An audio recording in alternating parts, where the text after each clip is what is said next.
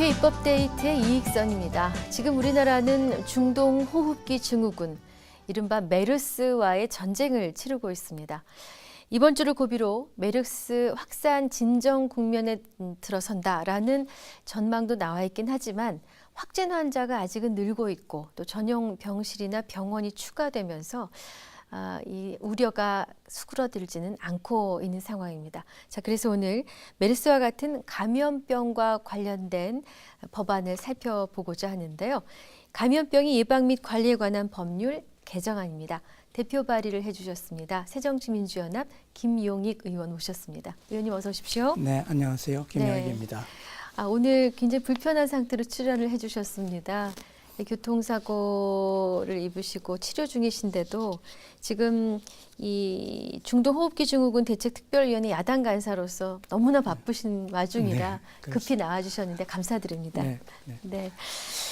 오늘 이제 본론을 들어가야 될 텐데요. 에볼라 바이러스니 뭐 사스니 이번 메르스 정말 이런 전염병들로 세계가 좀 긴장을 하고 있는 모습인데요. 감염병에 대해서 지금까지와는 다른 뭐 감염 예방이라든가 대응 전략을 마련해야 된다는 목소리가 높지 않습니까? 네, 그렇습니다. 의원님께서는 예방의학과 전문의이시기도 한데 이번 메르스 사태를 어떻게 보고 계신지요? 네, 워낙 신종전염병 감염이라는 게 다루기 어려운 측면이 있지만 이번 메르스 사태는 한마디로 인재라고밖에는 할 수가 없습니다. 네. 왜냐하면 이제 중동 지역에서는 뭐 낙타를 매개로 해서 상당히 많은 환자가 발생을 했지만 그 외에 유럽이나 그 미주 국가들 중에는 전부 다가 단 서너 명 정도로 발생이 막아졌습니다. 그러니까 우리나라도 초기 대응을 잘했더라면 초발생 환자 이후에 그저 한 두세 명 정도 많아야 발생하는 것으로 막을 수가 있었는데 초기 대응을 잘못하는 바람에 이게 포위망이 뚫리고 그 사방으로 퍼져서 아주 대란의 상태까지 그 진전이 되고 말았습니다. 참 불행한 사태입니다. 그렇군요. 방금도 말씀하신 것처럼 초기 대응이 미숙했기 때문에 이제 국가적인 재난이 돼버렸는데 국회 차원에서 좀 더 시급하게 조치했어야 할 부분은 어떤 것입니까? 사실은 이 전염병 관리는 국회가 할 일이 없는 게 정상입니다. 당연히 이거는 질병관리본부가 맡아서 하는 아주 기술적이고 아주 전문적인 그런 영역의 일이기 때문에 정치권에서는 그런 일이 잘 일어날 수 있도록 예산 지원해주고 그 법령을 정비해주는 그런 정도의 일이었는데 이번에는 정부가 일을 잘못하는 바람에 그 여야당이 전부 다 아주 바빠졌죠. 특히 야당의 경우에는 이제 정부가 한 잘못을 지적도 해야지 되고 그 대안도 내줘야 되고 하는 일이 생겨서 그동안 전문가 회의도 하고 우리 당 자체 회의도 하면서 아주 바쁘게 지냈습니다. 그러셨군요. 이 메르스 사태는 감염 자체의 위험도 두렵습니다만 지금 뭐 굉장히 공포, 너무나 이 실제보다 더해진 공포로서 확산되고 있는 문제도 있고 외국에서도 그런 부분을 과하다라고 지적을 하고 있는 것 같거든요. 근데 이번 주 초에 병원 공개가 좀 뒤늦게 이루어졌고요.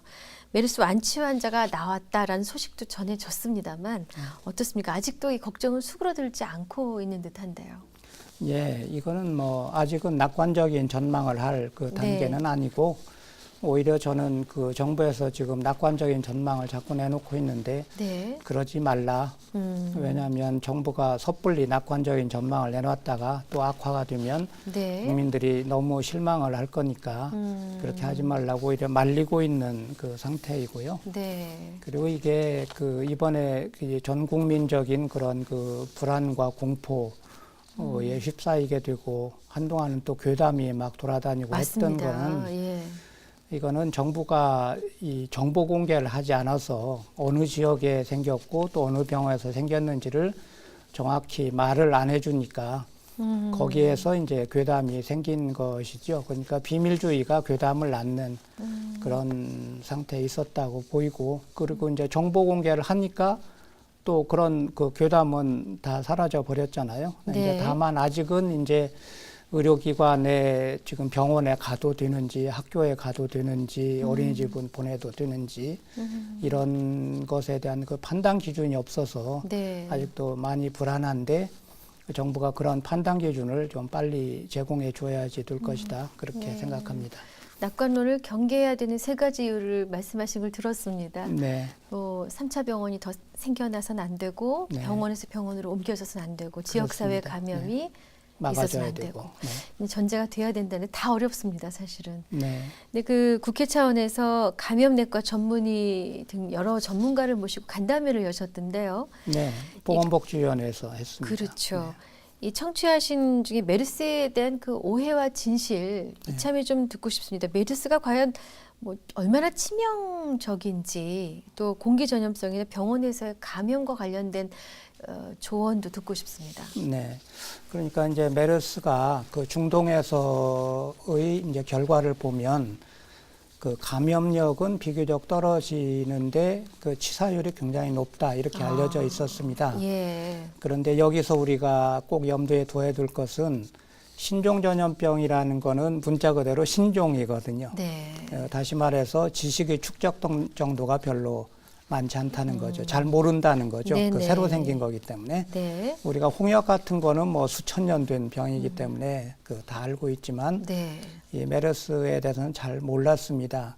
한국에서는 이게 굉장히 많은 환자가 생겨서 감염력이 굉장히 높고 반면에 돌아가시는 환자는 그 생각보다 적어서 네. 치사율은 상당히 낮은 것처럼 나왔는데 네. 여러 가지 자료를 놓고 해석을 해보자면 이게 감염력 부분은 역시 그렇게 높은 편은 아니었을 것이다. 그렇게 네. 생각이 됩니다. 다만 한국에서 지금 일어난 일이 이제 평택 성모병원 같은 경우에는 이제 진단을 하지 않으면 못한 상태에서 진단이 정확히 되지 않은 상태에서 오랜 기간 동안을 며칠 동안을 폐쇄된 공간에서 입원을 하고 있었기 때문에 쉽게 말하자면 공기 중에 이제 병균이 가득 차가지고 그게 병동으로 돌아다니고 이러면서 많은 환자를 낳고 그런데 거기서 이제 포위 작전이 실패하니까 많은 환자들이 빠져나가게 되고 그렇죠. 그런 환자가 또 서울로 특히 이제 서울 삼성병원으로 이제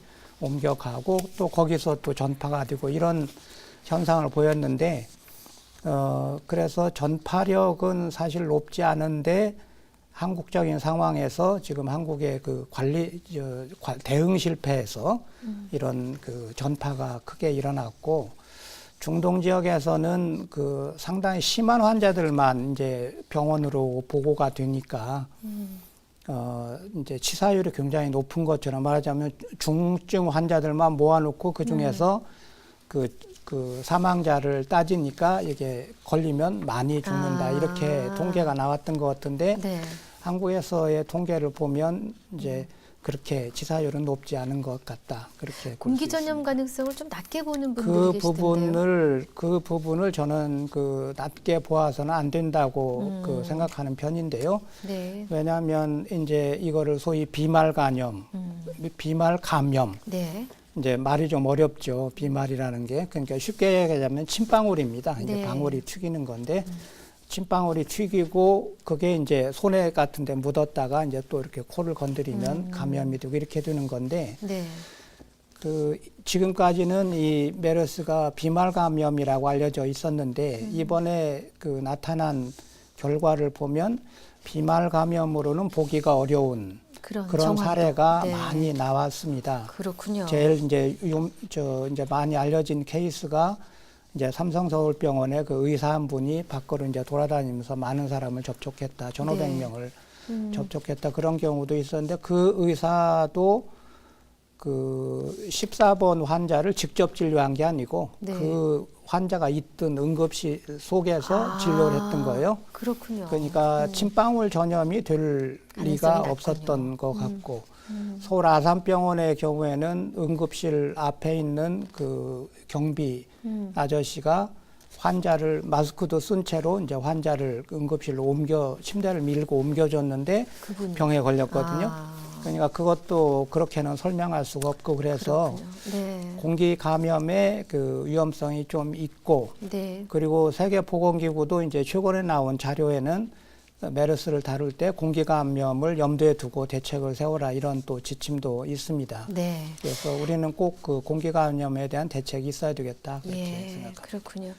그 오늘 소개할 법안 감염병이 예방 및 관리에 관한 법률 개정안인데요. 네. 입법 배경 네, 말씀해 주시죠. 이거는 두 가지 요소가 지금 들어 있습니다. 네. 하나는 격리 대상자가 되어서 격리를 이제 최장 14일 동안을 하게 되지 않습니까? 네. 하면 그분들에 대해서는 생계 대책을 보조해줘야 된다. 네. 이제 두 번째는 이번에 이제 의료기관들이 엄청난 이제 피해를 보게 됐는데 네. 메르스 환자가 한 명 가게 되면 다른 환자가 다 기피하는 바람에 이제 네. 파산지경에 지금 빠져 있습니다. 네. 그래서 이제 그런 손실에 대한 보전을 해줘야 된다 이렇게 이제 법을 냈는데요. 그 네. 취지는 그 격리되는 환자분이나 또는 메르스를 보다가 치료하다가 손해를 보게 된 의료기관이 모두가 다 공익을 위해서 희생을 한 거거든요. 네. 그러니까 병의 전파를 막기 위해서 희생을 한 거기 때문에 네, 네. 그런 부분에 대해서는 정보 보전을 하는 것이 당연하다.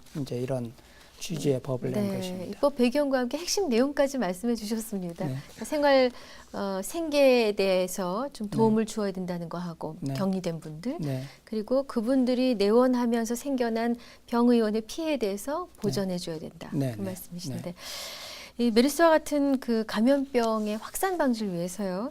의료기관들의 그 협조가 필요한데 사실 이번 사태를 지켜보고 있으면 국가가 나서서 뭐 참여를 유도한다는 것은 쉬워 보이지 않습니다. 네. 여기에 대한 의원님의 견해도 이제 그 궁금합니다. 부분이 네. 이제 앞으로 또 새로운 그 이런 신종장염병이 들어왔을 때 지금과 네. 같은 혼란을 다시 반복하지 않기 위해서 네. 어떻게 해야 될까 하는 부분에서 이제 아주 중요한 부분인데요. 네. 이번에 경험으로 봐서 이게 민간병원 체제를 가지고 이 질병 관리를 하기가 굉장히 어렵겠다. 네. 그래서 이제 저는 두 가지 중요한 대책이 있어야 된다고 생각하는데 네.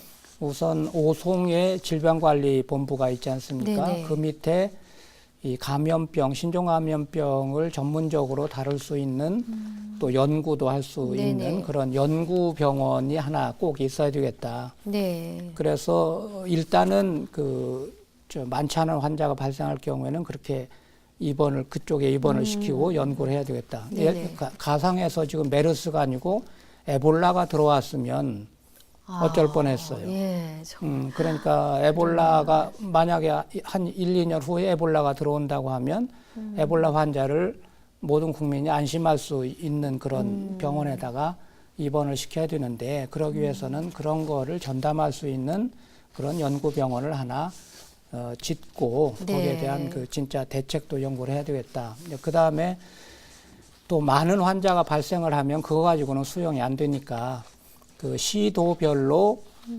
공공병원을 하나 전염병 관리에 충분한 그 시설, 예를 들어 네. 음악병동 이런 것도 갖추고 네. 또 감염병을 전문으로 하는 의료진도 갖추고 또 간호사도 갖추고 그리고 제일 중요한 거는 그 병원의 직원들이 그 감염병에 대해서 훈련을 받은 상태로 네. 있을 수 있는 그런 병원을 시도별로 하나씩 보유할 수 있도록 그렇게 해야 되겠다. 그래야 이제 안심하고 이 대책을 세우고 또 민간병원들도 훨씬 그런 거에 대한 짐을 덜으면서 또 이제 그 공공병원과 함께 참여할 수 있는 길을 만들 수 있겠다 해서 그 부분을 중점적으로 추진을 하려고 생각하고 네. 있습니다. 이번 일을 계기로 우리의 의료 서비스 수준이 높은 줄만 알았는데 네.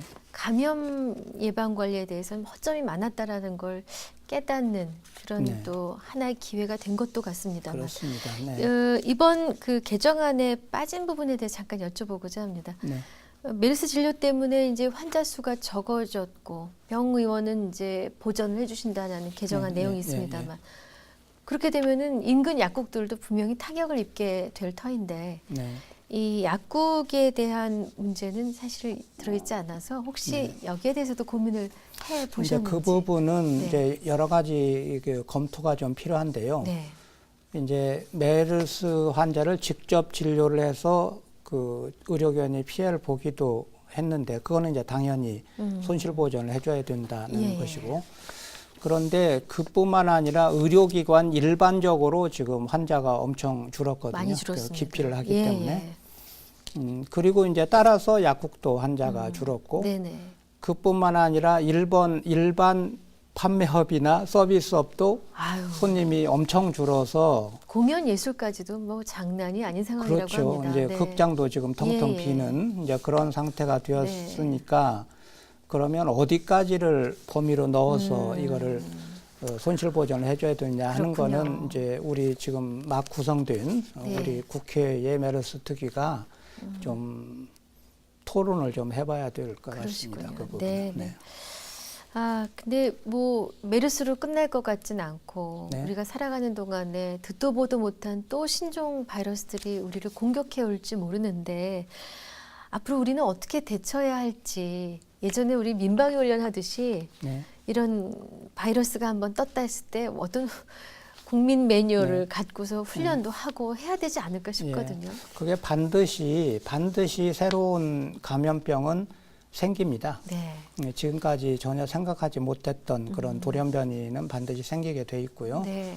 거기에 대해서 대처를 해야 되는데 그래서 이제 한 가지 우리가 중요하게 이번에 교훈으로 삼아야 될 거가 네. 이번 메르스에 대해서는 그 우리나라 질병관리본부가 예습을 전혀 하지 않았어요. 그러니까 그 병에 대한 준비를 하지 않아서 네. 그래서 이렇게 지금 허둥지둥하는 부분이 있어요. 그러니까 메르스가 생긴 거는 3년 전인데 네. 3년 동안 질병관리본부가 연구 보고서 하나도 낸 게 없고 그 중동에다가 전문가를 파견해서 학습을 시키지도 않았고 현지 조사 시키지도 않았고 네. 또 유럽이나 미국에서 경험을 해본 그런 학자를 초청해서 우리가 이렇게 그 교육을 받지도 않았고 그렇군요. 그러니까 대비가 없었던 거죠. 그래서 제가 이번에 이제 전염병 예방법을 조금 더 보완해서 네. 그 부분도 좀 집어넣으려고 하는데 매년 그 질병 그 관리본부가 그 새로 생기고 우리가 대비해야 될 그 전염병 세계적 그 상황을 보고 해외 전염병을 지정을 하고 그 지정된 병에 대해서는 충분한 연구를 하고 네. 비상계획을 세워두도록 의무화를 시켜야 되겠다. 네. 그래야 이제 미리 그 지식을 갖고 예. 대응할 수 있겠다. 그래서 예를 들어서 어떤 종류의 병이 오면 어떻게 대응을 해야 된다. 그러니까 그게 감염력이나 치사율이나 또는 역학적인 성격이 다 다를 거기 때문에 네네. 병에 따라서 예. 대응 방안이 다르지 않겠습니까? 네네. 그래서 그런 그 예습을 네. 모든 그 가능한 전염병에 대해서 전부 하도록 그렇게 의무화를 좀 해야 되겠다. 그렇게 그렇군요. 생각하고 있습니다. 예습이 가장 중요한 분야가 바로 이쪽이군요. 그래서 그 네. 부분이 사실은 이번 메르스에 대해서 그냥 넋놓고 있다가 뒤통수 맞은 가장 중요한 원인이 준비를 안 했던 겁니다. 네. 아무튼 더 이상 크게 확산되지 않고 잘 마무리가 되기를 바라는 마음입니다. 이제 끝으로 의원님 혹시 향후에 또 관심을 두고 추진하고자 하는 새로운 입법 계획이 있으신지요? 이번에 사실은 그 의사들이 정말 그 희생적으로 노력을 많이 해줬고 그 그렇습니다. 부분에 대해서 예. 일반 국민들도 그 많이 그 고마워하고 네. 그 칭찬하는 그 모습을 많이 볼 수 있어서 그 점은 참 그 보기가 참 좋은 현상인 것 같아요. 네.